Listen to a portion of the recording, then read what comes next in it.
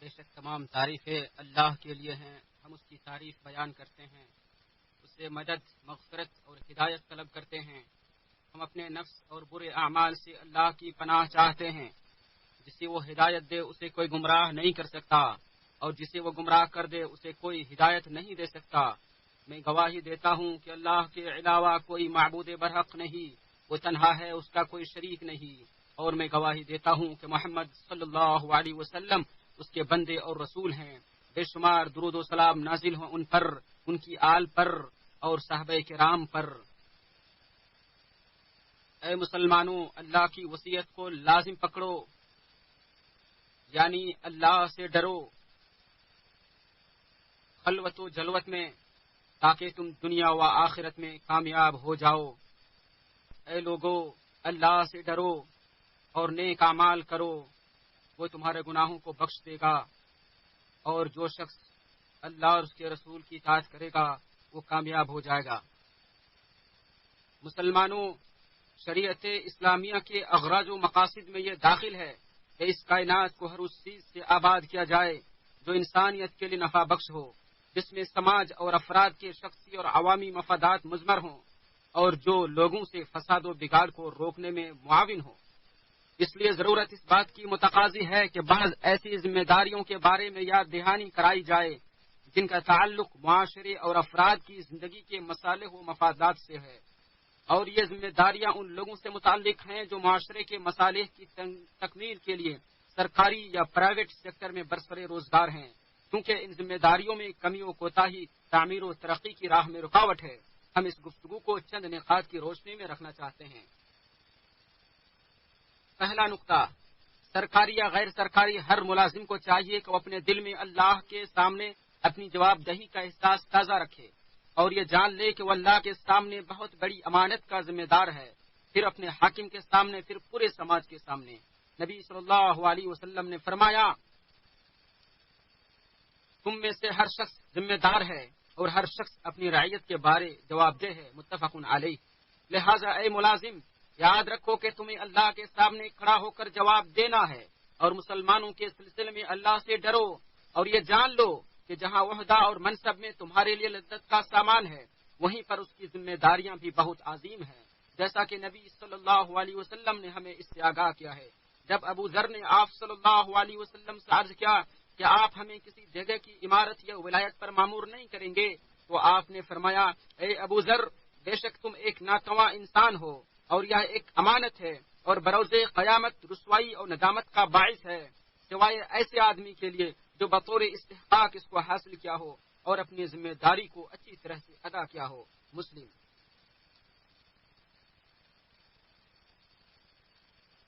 اللہ نے تمہیں جس ملازمت و نوکری سے بھی نوازا ہے، کیا تمہیں اس کی سنگینی کا احساس ہے؟ کیا تم نے سماج کے عمومی اور بڑے منافع و مفادات کو بروئے کار لانے کے لیے محنتیں صرف کی ہیں؟ آپ صلی اللہ علیہ وسلم نے فرمایا، افسروں اور کارندوں کے لیے ہلاکت ہے، جن لوگوں کو امین سمجھ کر امانات ان کے سپرد کی گئیں، ان کے لیے ہلاکت ہے۔ یہ لوگ قیامت کے دن تمنا کریں گے کہ کاش ان کے سر کے بال ثریا ستارہ کے ساتھ باندھ دیے جاتے، اور یہ آسمان اور زمین کے درمیان لٹکتے رہتے، اور یہ ذمہ داری قبول نہ کرتے۔ ابن حبان اور حاکم نے اسے روایت کیا ہے، اور حاکم نے کہا کہ اس کی سند صحیح ہے۔ دوسرا نقطہ، ملک میں عمومی مصالح و مفادات کے لیے بنائے گئے پروجیکٹ و منصوبے کو مکمل اور بہترین انداز میں نافذ کرنا اعلیٰ سے ادنا ہر ایک ذمہ دار کے کندھے پر ایک امانت ہے۔ لہذا تمام ذمہ داروں پر واجب ہے کہ وہ امانت کی ادائیگی کو لازم پکڑیں، امانت داری کے وصف سے مزین رہیں، اور دھوکہ دھڑی سے دور رہیں، کیونکہ امانت کی ادائیگی کے حکم اور اس میں لاپرواہی برتنے کی سنگینی پر قرآن و سنت میں بے شمار نصوص وارد ہیں۔ اے صاحبان قیادت و سیادت، یہ جان لو کہ جن معاہدوں پر تم آپس میں اتفاق کرتے ہو، جن ٹینڈروں کی تم نگرانی کرتے ہو، اور جن منصوبوں اور پروجیکٹ کی ذمہ داری تمہیں سونپی گئی ہے، اللہ عز و جل کے حضور ان سب کے متعلق تم سے پوچھا جائے گا۔ کیا تم اپنے ذاتی مفادات میں کوتاہی برداشت کرو گے؟ اگر نہیں تو پھر عمومی مفادات میں کیوں کر کوتاہی کرتے ہو؟ ابو ہریرہ رضی اللہ عنہ سے روایت ہے، آپ صلی اللہ علیہ وسلم نے فرمایا، بلا شبہ تم لوگ عمارت کی چاہت رکھو گے، پھر وہی عمارت قیامت کے دن تمہارے لیے ندامت کا سبب بنے گی۔ کیا ہی اچھی ہوتی ہے دودھ پلانے والی، اور کیا ہی بری لگتی ہے دودھ چھڑانے والی۔ بخاری۔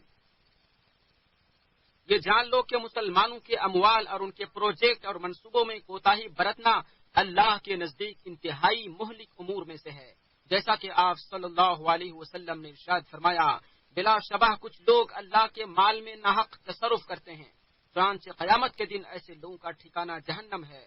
بخاری۔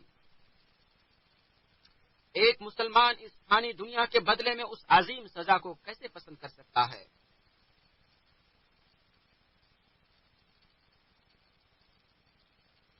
تیسرا نقطہ، رشوت کا لین دین کرنا اور اس کے سد باب میں کوتاہی برتنا خطرناک تباہی اور سنگین شر و فساد کے اسباب میں سے ہے۔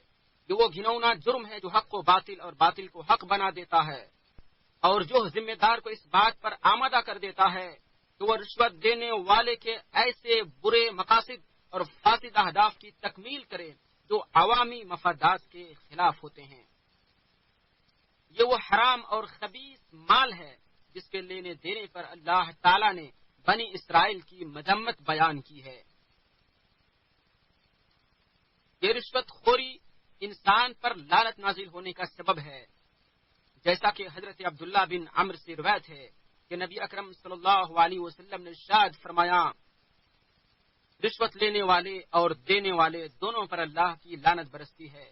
اسے ترمذی، ابو داؤد اور ابن ماجہ نے روایت کیا ہے، اور مسند احمد میں یہ بھی ہے کہ ان دونوں کے درمیان واسطہ بننے والے پر بھی اللہ کی لعنت ہے۔ یہ حدیث صحیح ہے۔ ایک اور حدیث میں ہے جسے ابن جری نے روایت کیا ہے کہ جسم کا ہر وہ گوشت جو صحت سے بڑا ہو، آگ ہی اس کی زیادہ حقدار ہے۔ پوچھا گیا صحت کیا ہے؟ تو فرمایا فیصلے میں رشوت لینا۔ کسی بھی نوکری میں لی جانے والی رشوت بھی اسی قبیل سے ہے۔ شرعی اور نافذ العمل قانون کی روح سے رشوت میں یہ بھی داخل ہے کہ کوئی ملازم اپنا کام اس وقت تک نہ کرے جب تک کہ وہ ضرورت مند سے متعلقہ کام کے بدلے پیسے وصول نہ کر لے، یا اپنی ڈیوٹی کی ذمہ داریوں میں کمی بیشی کرنے کے بدلے روپے لے۔ اور رشوت خوری صرف روپے پیسے پر ہی منحصر نہیں ہے، بلکہ یہ ہر اس فائدہ یا خصوصیت کو شامل ہے جو رشوت خور اپنی ڈیوٹی کے فرائض میں ہیر پھیر کرنے کے لیے حاصل کرتا ہے۔ اسی طرح رشوت یہ بھی ہے کہ کوئی ملازم کسی کو حق سے محروم کر دے یا کسی باطل چیز کو منظوری دے دے۔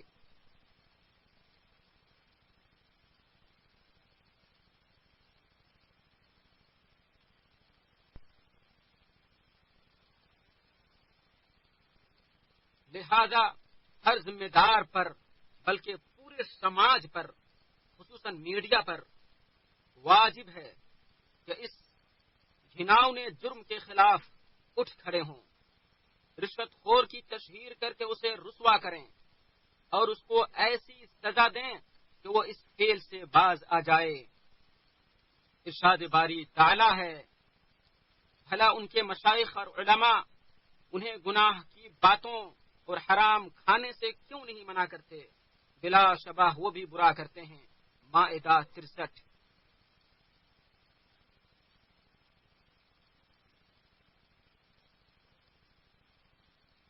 بربادی اس معاشرے کا مقدر ہے جو ایک دوسرے کو رشوت سے منع نہیں کرتے اور اس سے لڑنے اور اسے جڑ سے اکھاڑ پھینکنے پر ایک دوسرے کا تعاون نہیں کرتے۔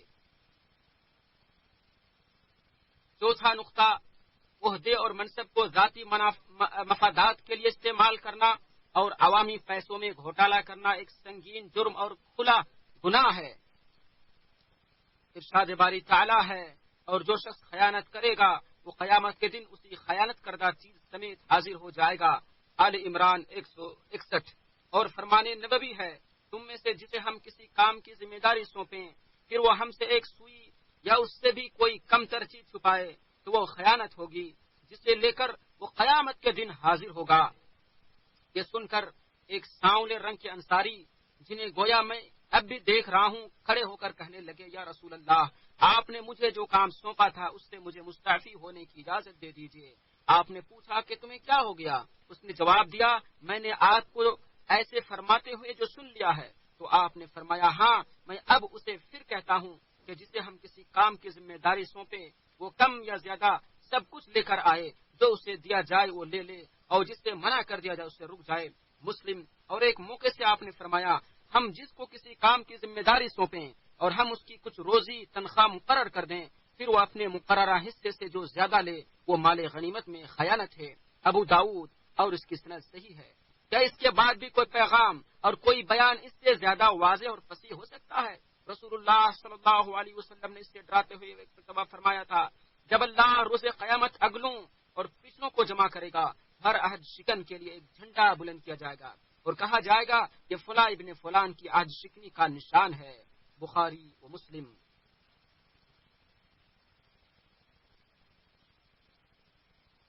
لہذا مسلمانوں، اللہ سے ڈرو۔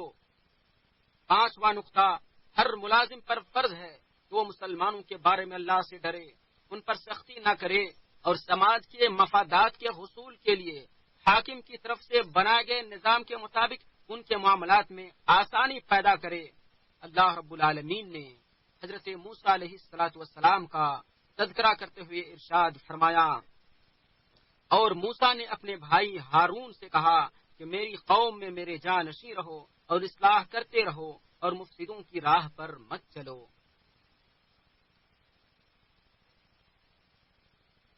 اور اس کا معنی یہ ہے کہ ان کے ساتھ نرمی اور احسان و بھلائی کا برتاؤ کرتے رہو، جیسا کہ امام بغوی نے کہا ہے، اور امام شوکانی کہتے ہیں یعنی بہترین تدبیر نرمی اور شفقت اور احوال کی خبر گیری کے ذریعے بنی اسرائیل کے امور کی اصلاح کرتے رہو۔ اے مسلمانوں، حضرت عائشہ رضی اللہ تعالی عنہا سے مروی اس عظیم حدیث کو سنو۔ آپ وہ کہتی ہیں کہ میں نے رسول اللہ صلی اللہ علیہ وسلم کو اپنے اس گھر میں فرماتے ہوئے سنا، اے اللہ، جو شخص بھی میری امت کے کسی معاملے کا ذمہ دار بنے پھر وہ ان پر سختی کرے تو تو بھی ان پر سختی فرما، اور جو میری امت کے کسی معاملے کا ذمہ دار بنے پھر وہ ان کے ساتھ نرمی کرے تو تو بھی ان کے ساتھ نرمی فرما۔ امام مسلم۔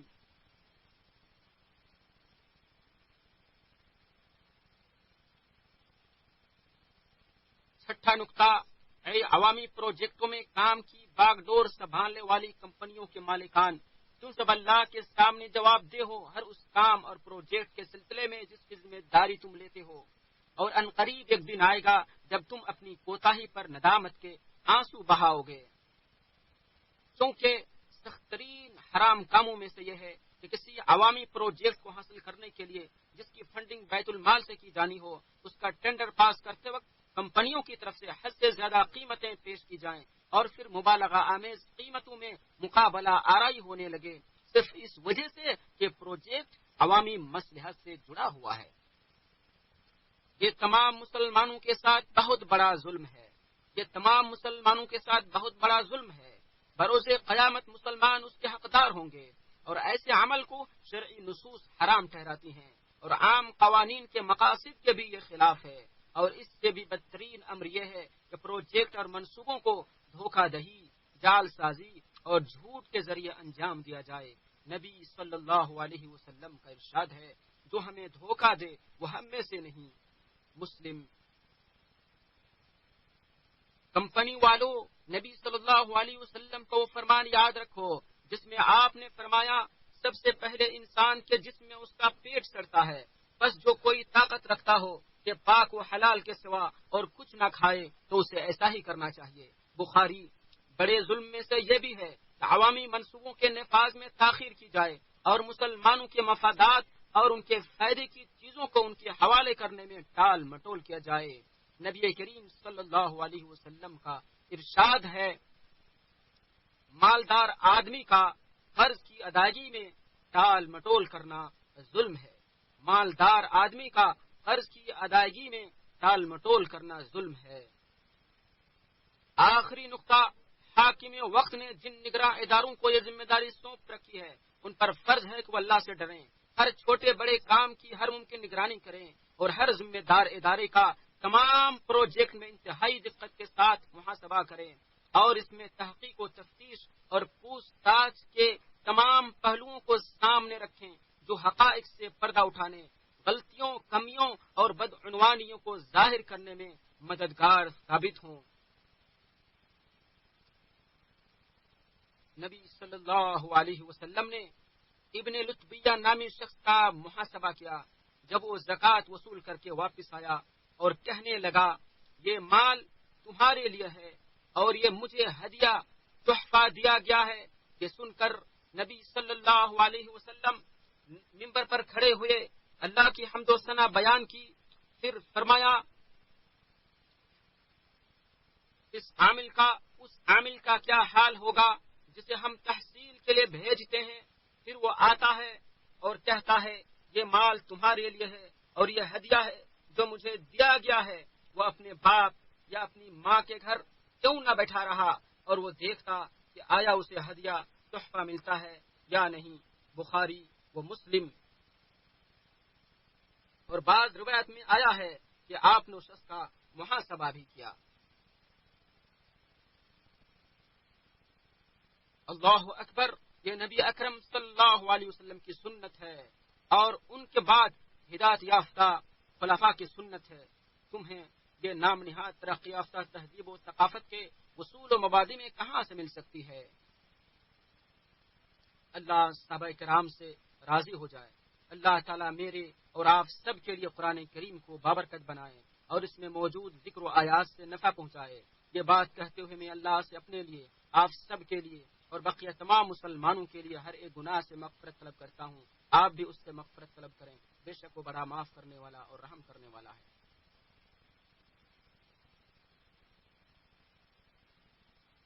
تمام تعریف اللہ رب العالمین کے لیے ہے جو نہایت رحم کرنے والا ہے، اور میں گواہی دیتا ہوں کہ اللہ کے علاوہ کوئی معبود برحق نہیں، وہ تنہا ہے، اس کا کوئی شریک نہیں، اور میں گواہی دیتا ہوں کہ محمد صلی اللہ علیہ وسلم اس کے بندے اور رسول ہے۔ اللہ تو ان پر بے شمار درود و سلام نازل فرما، ان سے راضی ہو جا، قیامت تک ان پر درود و سلام بھیجتا رہ۔ اے مسلمانوں، تم نے یہ قیمتی پند و نصائح سنے، ان چیزوں پر، ان نصائح پر عمل کرو اور سنو۔ رجب کا مہینہ حرمت والے مہینوں میں سے ایک ہے۔ دیگر حرمت والے مہینوں کی طرح اس میں بھی اللہ تعالیٰ کے نزدیک حرمت والی چیزوں کی تعظیم اور اللہ رب العالمین کی جانب سے مقرر کردہ حدود کی پاسداری نہایت ضروری ہے۔ ان حرمت والے مہینے کی اللہ کے نزدیک بڑی خصوصیت ہے۔ ارشاد باری تعالی ہے، بے شک اللہ کے ہاں مہینوں کی گنتی 12 مہینے ہیں۔ اللہ کی کتاب میں اس دن سے اللہ نے زمین اور آسمان پیدا کیے، ان میں سے 4 حرمت والے ہیں، یہی سیدھا دین ہے، سو ان میں اپنے پر ظلم نہ کرو۔ جان لو کہ اس مہینے میں کوئی مخصوص عبادت ثابت نہیں ہے اور ہم پر سنت کی اتباع اور بدعت سے احتراز ضروری ہے۔ ابن حجر فرماتے ہیں کہ بعض روایتوں میں ہے کہ رجب مہینے میں بڑے بڑے حوادث وقوع پذیر ہوئے، لیکن ان میں سے کوئی بھی روایت صحیح نہیں ہے، اور صلاۃ رغائب کی فضیلت کے تعلق سے جو مرویات ہیں وہ سب جھوٹ اور باطل ہیں، صحیح نہیں ہے۔ اور جہاں تک رجب مہینے میں عمرہ کرنے کی بات ہے تو حضرت عائشہ رضی اللہ تعالی عنہا نے اس بات کی نفی کی ہے کہ نبی صلی اللہ علیہ وسلم نے رجب مہینے میں عمرہ کیا ہے، اس لیے یہ بھی دیگر مہینوں کی طرح ہے۔ اور جہاں تک روزے کا تعلق ہے تو نبی صلی اللہ علیہ وسلم سے رجب مہینے میں روزے کی خصوصی فضیلت کے تعلق سے کچھ بھی ثابت نہیں ہے، اور نہ ہی آپ صلی اللہ علیہ وسلم کے صحابہ کرام سے۔ اور یہی بات حافظ ابن رجب، امام نووی، شیخ الاسلام ابن تیمیہ اور شاطبی وغیرہ بہت سارے علماء کرام نے کہی ہے۔ اسی طرح اس مہینے کی قبیح بدعات میں سے اسراء و معراج کی رات کا جشن منانا ہے، کیونکہ اس رات کی تعین کے سلسلے میں کوئی معتبر دلیل نہیں ہے، اور اگر اس رات کی تعین ہو بھی جاتی تو اس رات جشن منانا اور اس میں کوئی مخصوص عبادت کرنے کی شریعت میں کوئی اصل اور بنیاد نہیں ہے، جیسا کہ بہت سارے علماء کرام نے یہ بات کہی ہے۔ لہذا رب کی قربت حاصل کرنے کے لیے ایسے اعمال انجام دو جو دلیل سے ثابت ہوں، اور بدعت و محدثات سے اجتناب کرو، کیونکہ سنت پر عمل کرنے سے ہی دنیا و آخرت کی سعادت و کامرانی نصیب ہو سکتی ہے۔ پھر سنو، بہترین اعمال میں سے یہ ہے کہ نبی اکرم صلی اللہ علیہ وسلم پر درود و سلام بھیجا جائے اور بکثرت درود بھیجا جائے۔ اے اللہ آپ پر تو درود و سلام بھیج، ان پر رحمت نازل فرما، ان پر سلامتی نازل فرما، اور تمام صحابہ کرام پر بھی رحمت و سلامتی نازل فرما۔ اے اللہ تو مسلمان مرد و عورت، فوت شدہ و زندہ ہر کسی کو بخش دے۔ اے اللہ تو مسلمان مریضوں کو شفا دے، ان کی مصیبتوں کو دور فرما، ان کے غموں کو زائل کر دے، اپنے فضل و کرم سے ان کی مدد فرما اور اپنی وسیع رحمت سے انہیں ڈھانپ لے۔ اے اللہ تو خادم حرمین شریفین اور ان کے ولی عہد کو توفیق سے نواز، انہیں صحت و عافیت، نصرت و تائید اور درستی عطا فرما جیسا کہ تو پسند فرماتا ہے۔ اے اللہ تو تمام مسلم حکمرانوں کو ایسے کاموں کی توفیق دے جن میں ان کی رعایا کی مصلحت ہے۔ اے اللہ تو ہماری مدد فرما۔ اے اللہ بارش نازل کر ہمیں سیراب فرما۔ اے اللہ ہمیں بارش سے سیراب فرما۔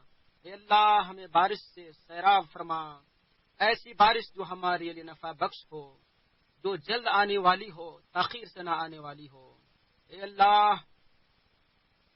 اللہ مسلم ملکوں میں، مسلم شہروں میں، مسلم ملکوں میں بارش برسا، انہیں اپنی رحمت سے نواز۔ یہ اللہ ہم تیری رحمت کے متمنی ہیں۔ اے اللہ ہم تیری فضل اور تیری رحمت چاہتے ہیں۔ اے اللہ تو ہم پر فضل و کرم نازل فرما۔